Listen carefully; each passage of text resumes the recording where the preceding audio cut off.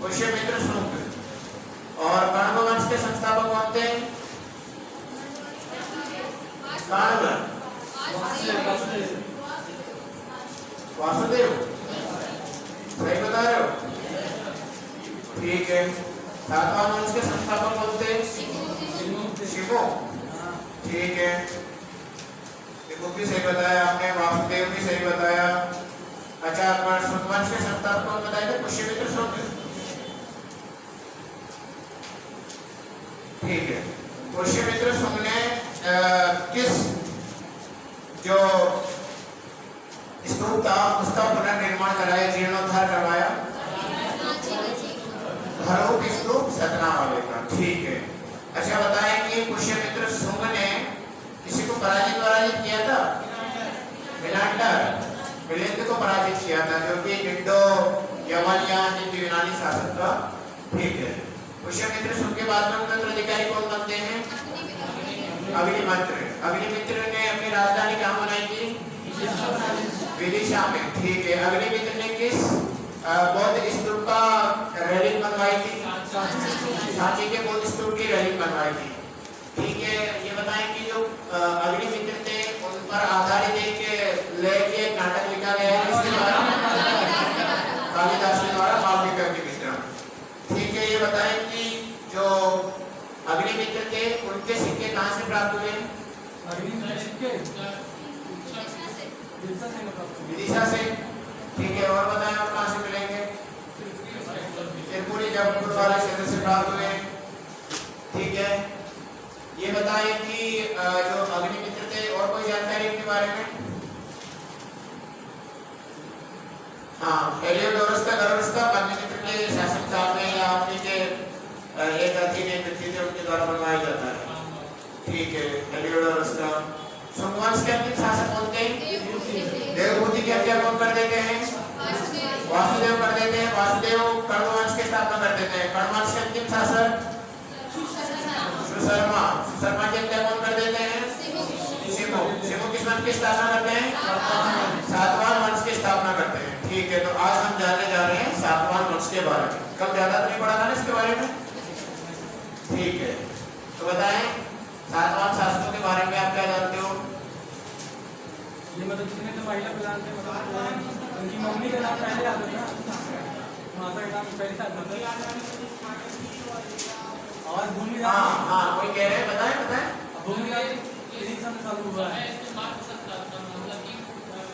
नहीं सर, माता के नाम पर चलते हैं, लेकिन पितृ सत्तात्मक।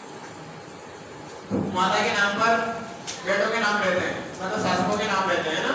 जैसे कि यज्ञश्री सातकर्णी, गौतमीपुत्र सातकर्णी, वशिष्ठपुत्र पुलमावी, ये इनके माता के नाम पर। यानी कि सातवाहन वंशों के शासकों को देखने पर ये ज्ञात होता है, ज्ञात नहीं, ये आभास होता है कि यहाँ पर मात्र तंत्रात्मक व्यवस्था रही होगी, लेकिन ऐसा नहीं है। केवल एक प्रथा रही होगी जिनके आधार पर इन्होंने अपनी माता के नाम पर अपना नाम रखा होगा, माता के नाम के साथ जोड़कर अपना नाम रखा होगा। लेकिन यहाँ पर कहीं भी साक्ष्य नहीं मिलते कि कोई महिला यहाँ पर शासिका रही। इस आधार पर हम लोग बोलेंगे कि यहाँ पर भी राज व्यवस्था में पितृसत्ता विद्यमान थी, ठीक है। दूसरी बात और क्या विशेषता है इनके बारे में, सातवाहन शासकों के बारे में? इस वंश को उत्तर और दक्षिण का कनेक्शन भी कहा जाता है। बिल्कुल, यानी इस वंश के बारे में कहा जाता है उत्तर और दक्षिण के मध्य की कड़ी। क्यों इनके मध्य की कड़ी क्यों कहा जाता है इनको? क्योंकि आप देखोगे है ना, ये जो आंध्र प्रदेश है ये इस वाले रीजन पर, ये महाराष्ट्र है, औरंगाबाद यहाँ पर इनका क्षेत्र था, तो ये लगभग इस मध्य वाले क्षेत्र पर विस्तारित है। दक्षिण के शासक और उत्तर के जो मध्यवर्ती भारतीय शासक है, उत्तर मध्यवर्ती, इनके मध्य और इनके मध्य यही पड़ते थे। इस कारण उत्तर और दक्षिण के बीच की कड़ी भी कहा जाता है इनको सातवाहन शासकों को। सातवाहन शासकों में शिवों ने अपनी राजधानी कहाँ बनाई थी? प्रतिष्ठान, राजधानी बनाते हैं ये प्रतिष्ठा, क्योंकि वर्तमान में औरंगाबाद है महाराष्ट्र में, औरंगाबाद जिला है, वहां पर है ये महाराष्ट्र में प्रतिष्ठान।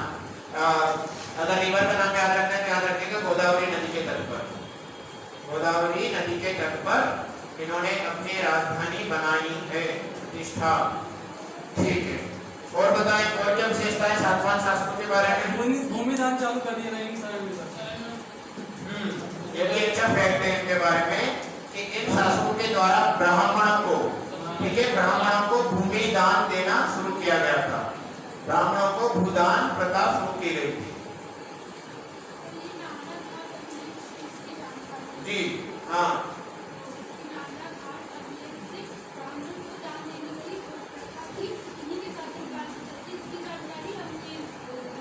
जिस अभिलेख से नाना घाट अभिलेख किनका था? देखिए ना भैया, बहुत अच्छा फैक्ट बताया इन्होंने, नाना घाट अभिलेख से। मैंने भी पढ़ा था लेकिन फिसल गया। नागवती की शायद कोई महिला नागवती का नाना घाट अभिलेख था, इसी से इनके बारे में जानकारी प्राप्त होती है कि ब्राह्मणों को भूमि दान की गई। ठीक है, और क्या किया था इन्होंने?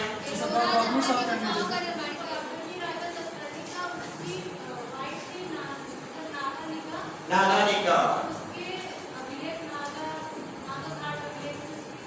बिल्कुल बिल्कुल, नागानिका का अभिलेख है, नाना घाट अभिलेख। वहीं से जानकारी प्राप्त होती है कि इनके शासनकाल में ब्राह्मणों को भूमि दान दी गई। ठीक है, ओके, हाँ, ये बहुत अच्छा फैक्ट है इनके द्वारा बताया गया कि इनके द्वारा शीशे के सिक्के, ये पूछा जाता है फ्री में, शीशे के सिक्के किनके द्वारा चलाए गए थे? ठीक है, ओके, शीशे या फोर्टीन भी पूछा जाता है, फोर्टीन के सिक्के किनके द्वारा चलाए गए थे? इनके द्वारा चलाए गए थे ये सिक्के। शीशा, लेड ही होता है, बीबी जिसको हम बोलते हैं रसायन विज्ञान के अंतर्गत, तो उस बीबी या जिसको लेड बोलते हैं उसके सिक्के के द्वारा चलाए गए थे सातवाहन शासकों के द्वारा, उसी में सिक्के बनवाते थे। और बताएं, हाँ, ये भी एक अच्छा फैक्ट है कि एलोरा अजंता में गुफा निर्माण किसने कराया था? मैं बात कर रहा हूँ गुफा मंदिरों की नहीं, वहाँ पर गुफा मंदिर राष्ट्रकूट प्रतिहार को बनवाते हैं, लेकिन अभी हम बात कर रहे हैं एलोरा अजंता में गुफाओं का निर्माण किसने कराया था? तो कुछ गुफा अजंता और एलोरा की ये भी बनाते हैं, क्योंकि औरंगाबाद के समीप में अजंता और एलोरा की गुफाएं, तो एलोरा अजंता गुफा निर्माण भी किया जाता है इनके द्वारा। और बताएं, और सब बढ़िया? सब बढ़िया, ठीक है, तो बिठा दो।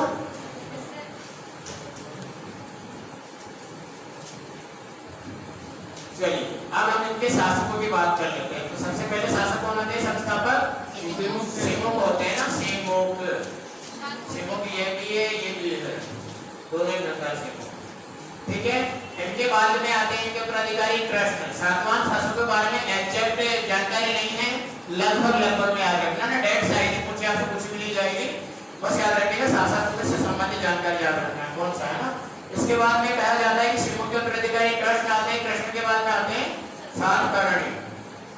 ठीक है, सातकर्णी या सतकर्णी जिसको कहा जाता है, सतकर्णी।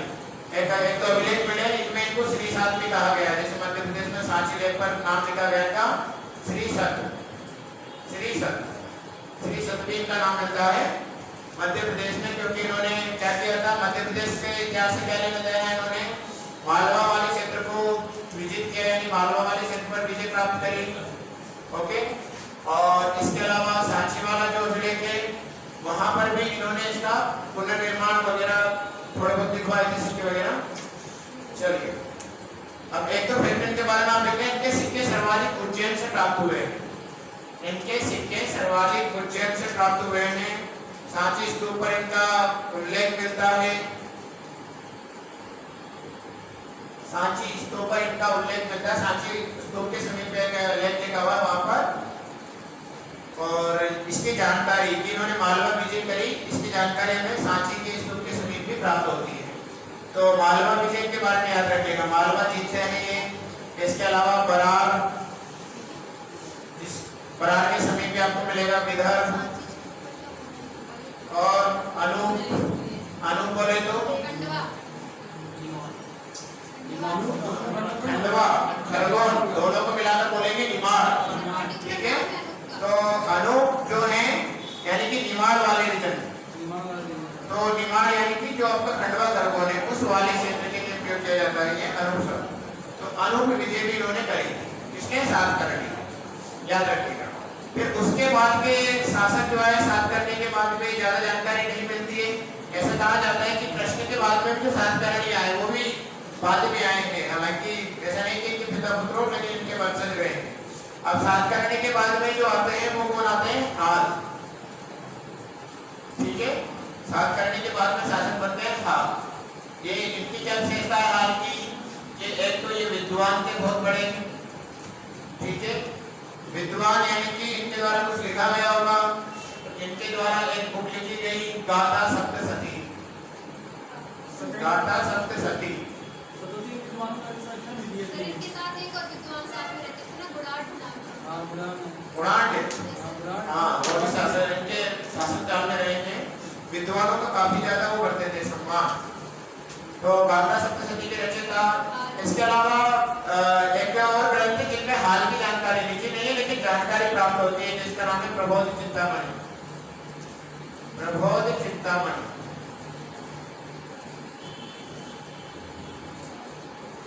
ठीक है, तो ये हाल के बारे में जानकारी थी। अब हाल जो थे इनके समय पे क्या किया गया था? किसी ने आक्रमण किया था? शकों ने। ठीक है, किसने? शकों में किसने? नहपान। शासक रहते हैं नहपान। आगे आप शकों को पढ़ने वाले। नहपान ने अटैक किया, इस कारण इन्होंने जब राजधानी बनाई गई थी प्रतिष्ठान, उस प्रतिष्ठान को छोड़ दिया। डर के मारे वापस आंध्र प्रदेश वाले रीजन में आ गए। शकों के डर से नहपान ने इनको पराजित किया और पराजित करने के कारण ये वापस सिमटका प्रतिष्ठान से वापस आ गए इधर क्या बोलते आंध्र प्रदेश।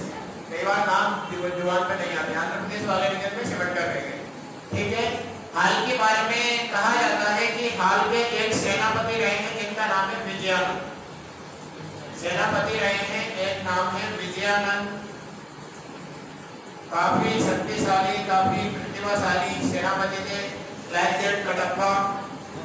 ठीक है, तो कटप्पा से इन्होंने बोला कि कटप्पा जाओ और श्रीलंका विजय करके आओ। तो सेनापति विजयानंद ने श्रीलंका को जीता और श्रीलंका को जीतने के बाद में जो हाल थे इनका विवाह श्रीलंका की राजकुमारी थी लीलावती। ठीक है, लीलावती के साथ में इनका विवाह फिक्स होता रहा। तो श्रीलंका के साथ भी इन शासकों के क्या रहे? वैवाहिक संबंध रहे। इनके बारे में विजयानंद ने श्रीलंका विजय करी हाल के कहने पर, और बाद में श्रीलंका में जो लीलावती थी उनका विवाह होता है हाल के साथ में। ये जानकारी हमें गाथा सप्तशती से प्राप्त होती है। ठीक है, और भी कुछ विशेष इनके बारे में, हाल के बारे में तो आप देख लें। आप जानते हो तो आप भी शेयर कर सकते हो बेझिझक, क्योंकि सुना है बुन बुन से घड़ा बढ़ता है, यही बढ़ता है। ठीक है, चलिए अगला देखें। इनके बाद में इनके उत्तराधिकारी आते हैं गौतमी पुत्र सातकर्णी।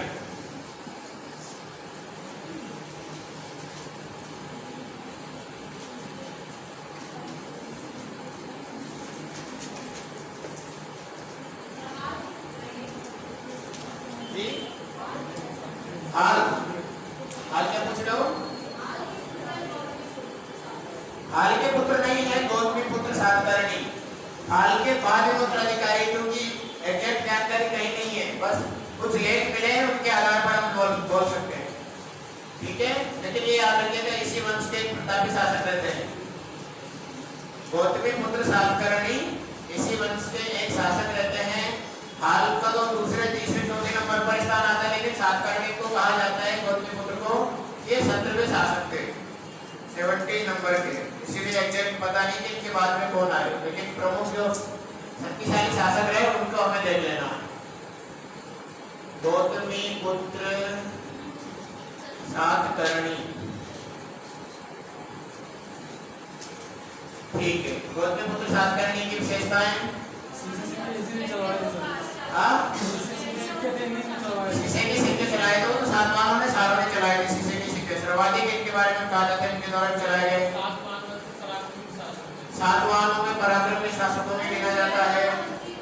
समझ नहीं आ रहा क्या सवाल? हाँ, समझ नहीं आ रहा क्या बोल? मेरा समझ में नहीं आ रहा। ये आवाज का पूछ लेते हैं ना जी, आवाज गूंजती रहती है। आवाज गूंजती रहती है। तो अब आ रही है ठीक ठाक? कहना कुछ और चाह रहे थे, आज का अर्थ हो गया सर। चलिए, कौन सा अलंकार होता है? एंडियम के अलंकार। अर्थ का अलग होगा ना, Yes, sir. अतिशयोक्ति अतियोक्ति है। अतियोक्ति। हाँ, गौतमी पुत्र सातकर्णी के बारे में विशेषता याद रखिएगा। सत शासक नहपान को परास्त किया था इन्होंने, ठीक है, नहपान को परास्त किया था। सर आक्रमण तो हाल के टाइम में हुआ था। जी? आक्रमण तो हाल के टाइम में हुआ था। हाल का आक्रमण हुआ था। हाल में तो डर के कारण क्या हुआ कि प्रतिष्ठान छोड़ दिया। ये क्वेश्चन है, जैसे मेहमान है तो उसे हाकिम राज बना। हाल काफी पहले थे और ये जो है गौतमी पुत्र सातकर्णी सबसे पहले थे। बिल्कुल। मेहमान को अपने जिंदा रखा। बिल्कुल, इसीलिए तो डेट का एग्जैक्ट नहीं है, बस इनके बारे में कुछ जानकारी प्राप्त होती है, बस ये याद रखिएगा ना। तो नहपान को परास्त किया। संघ को परास्त करने के बाद में इन्होंने अपने सिक्कों पर नाम लिखवाए। सिक्कों पर नाम इनके द्वारा लिखवाया गया गौतमी पुत्र सातकर्णी के द्वारा। इसके अलावा और क्या विशेषता है गौतमी पुत्र सातकर्णी की? हाँ, उज्जैन और अवंती में इन्होंने क्या जीता था? उज्जैन वाले क्षेत्र को जीता था। उज्जैन, अवंती, जो उज्जैनी वाला निकले वही पूरा अवंती वाला है ना, ठीक है। इसके अलावा महिष्मती, इस वाले क्षेत्र पर भी इन्होंने अपने साम्राज्य को पुनः बनाए रखा गौतमी पुत्र सातकर्णी के द्वारा, ठीक है। और इनके द्वारा एक उपाधि दी गई, तो उस उपाधि का नाम याद रखिएगा। उपाधि एक वहां पर भी लिख लेना, तो हमने भी सातकर्णी पढ़े थे, उनके द्वारा भी एक उपाधि ली गई दक्षिणापथपति। जो हमने सातकर्णी पढ़े, इनके पहले वाले सातकर्णी, उन्होंने भी एक उपाधि दी थी दक्षिणापथपति। दक्षिणापथपति, ठीक है। और इनके द्वारा जो उपाधि दी गई वो थी वेणकटक स्वामी। वेणकटक स्वामी, वेणकटक स्वामी की उपाधि किसने धारण करी? तो गौतमी पुत्र सातकर्णी वेणकटक स्वामी की उपाधि धारण करते हैं, ठीक है। उसके बाद में इनके बारे में आप चाहें तो एक और लिख लीजिएगा। इनको एक और कहा जाता है आगमन निलय, ठीक है। इनके बारे में एक और उपाधि बोल सकते हो, एक नामकरण इनके बारे में आगमन निलय, मतलब वेदों का आश्रयदाता।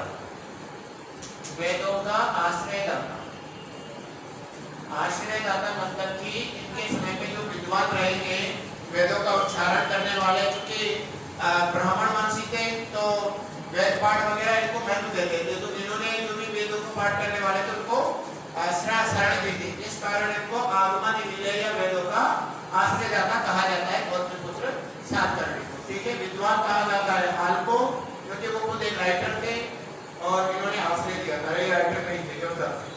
चलिए, यहाँ तक सभी को समझ में आया? यहाँ तक कहानी क्लियर है? ठीक है।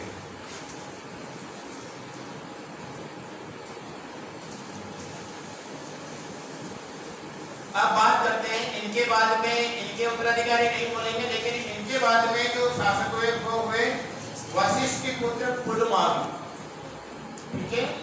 वशिष्ठ के पुत्र पुलमावी, पुलमावी, इनके बाद में शासक होते हैं वशिष्ठ के पुत्र पुलमावी। अब इनके बारे में तो भैया एक तो शासक, एक तो व्यक्ति और लिखते हैं, भूगोल में टॉलमी भी लिखते हैं इनके बारे में।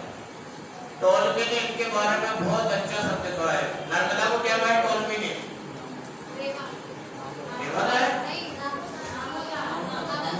नामोदास। नर्मदा को टॉलमी नामोदास कहते हैं। और इनके बारे में कहते हैं पोलोमैकोस, जैसे कि डोनाल्ड ट्रम्प बोल रहे हो, है ना, वो भी ऐसे बोलते हैं शेयर वाला। नरेंद्र मोदी बोलते हैं शेयर वाला। टॉलमी ने इनके बारे में कहा है पोलोमैकोस, ठीक है। पोलोमैकोस टॉलमी ने वशिष्ठ पुत्र पुलमावी के बारे में कहा, कुछ लिखा है थोड़ा बहुत इन्होंने, ठीक है। अब वशिष्ठ पुत्र पुलमावी के बारे में बात कर लेते हैं। तो क्या विशेषता है इनके बारे में? हाँ, सिक्के इनके देवास और भिलसा से प्राप्त हुए। देवास और भिलसा, भिलसा कहाँ है? इसको कहा जाता है भिलसा। विदिशा को, विदिशा को क्या कहा जाता है? भिलसा। और क्या कहा जाता है विदिशा को? वेशनगर। और क्या कहा जाता है वेशनगर को? दर्शान। दर्शान भूल गए? दर्शान या दूसरा दर्शान कहता है दर्शान,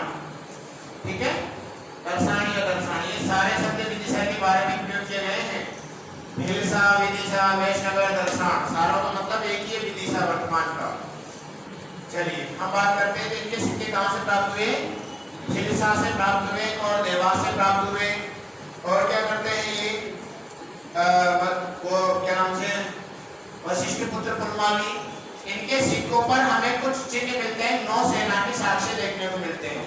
यानी कि इनके सिक्कों पर हमें एक ऐसी नाव मिलती है, मतलब ऐसी नाव का चित्र मिलता है जिसमें 2 पाल बंधे हुए थे।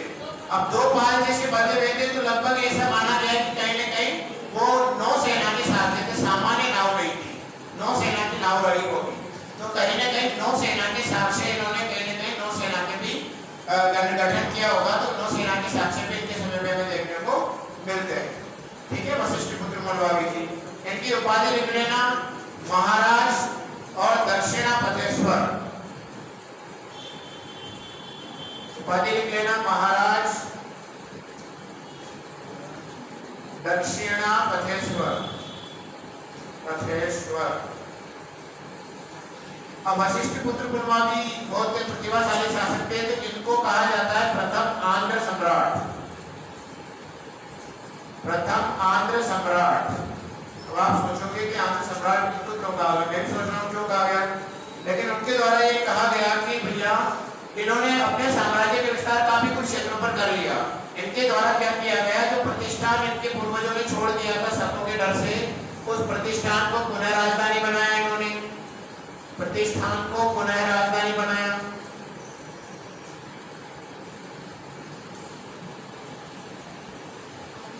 और क्या किया गया, जो सत शासक थे रुद्रदामन, ठीक है, सत शासक थे रुद्रदामन, इनकी बेटी के साथ भी ये विवाह करते हैं, रुद्रदामन की पुत्री से विवाह करते हैं।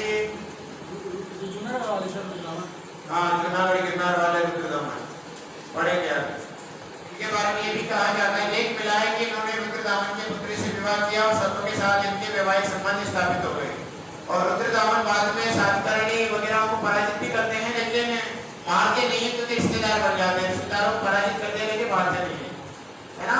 ठीक है, तो इनके पुत्र से विवाह करते हैं, राजधानी को प्रतिष्ठान में पुनः स्थापना करते हैं और अपने साम्राज्य का विस्तार लगभग काफी बड़े वाले क्षेत्र पर विस्तारित कर देते हैं। इस कारण इनको प्रथम आंध्र सम्राट भी कहा जाता है, वशिष्ठ पुत्र पुलमावी को। यहाँ तक क्लियर हुआ, ठीक है। चलिए आगे बढ़े।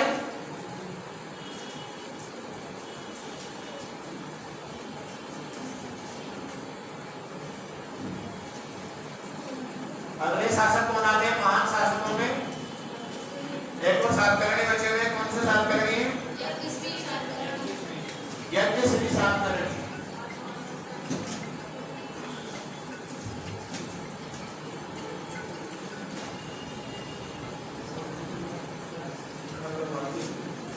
यज्ञश्री सातकर्णी, हाँ, यज्ञश्री सातकर्णी के बारे में लिखना। ये अंतिम प्रतापी शासक रहते हैं, इनमें मतलब जो सातवां शासक थे उनके अंतिम प्रतापी शासक कहे जाते हैं यज्ञश्री सातकर्णी।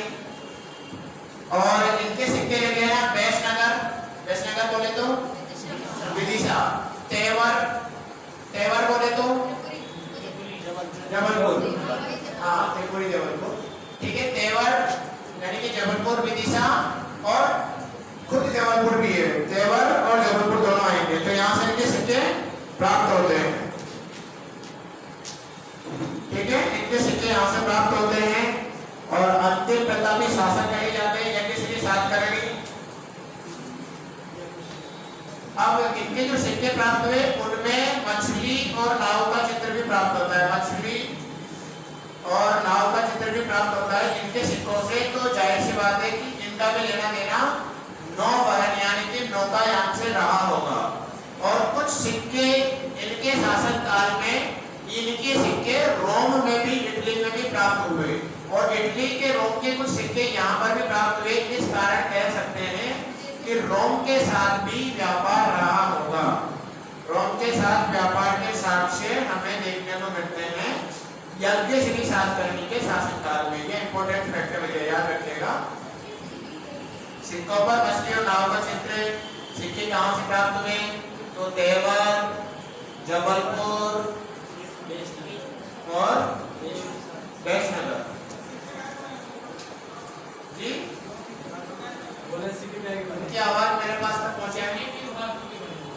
सिक्के किस धातु के बनाए गए थे? सातवाहनों ने कौन से सिक्के चलाए थे? शीशे के या फिर प्रोटीन के, धातु यही देखते जाते पर हालांकि छोटे मोटे वो भी चलाए, लेकिन सर्वाधिक सिक्के इन्होंने शीशे के चलवाए थे। शीशों का जो सिक्का था वो फेमस रहा इनके शासनकाल का। ठीक है, यज्ञश्री सातकर्णी का। तो ये इनके बारे में जानकारी थी। फिर उसके बाद में यज्ञश्री सातकर्णी के बाद में अंतिम शासक आप चाहो तो लिख सकते हो कौन आते हैं, कौन रहते हैं इस वंश के अंतिम शासक? एक है अंतिम प्रतापी शासक, एक है, लेकिन बाद में जो उत्तराधिकारी हुए ज्यादा जानकारी में प्राप्त नहीं होती। ठीक है, तो ये अंतिम शासक भी कहे जाते हैं और अंतिम प्रतापी शासक भी कहे जाते हैं। कई बार प्रतापी शासक अलग रहते हैं और अंतिम अलग रहते हैं। तो इनके बारे में याद रखिएगा। यहाँ से सातवाहन वंश की समाप्ति हो जाती है।